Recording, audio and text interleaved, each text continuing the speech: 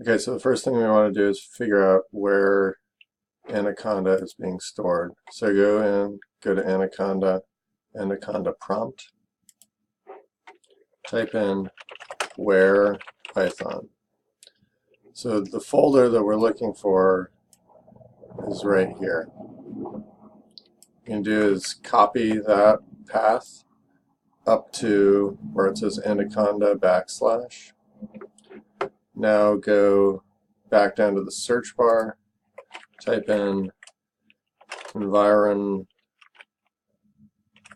and what you'll see is edit. If you just type env, you'll see edit the system environment variables. Click there. Bring that to the front.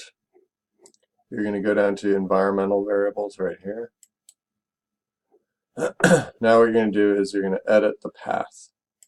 So we're going to go in here where it says path. We're going to go to edit. On a new line, we're going to paste in Anaconda 2. Looks like we probably don't need the \, so let's remove that. Let's hit OK, hit OK, and OK. And that's it. You should be all set.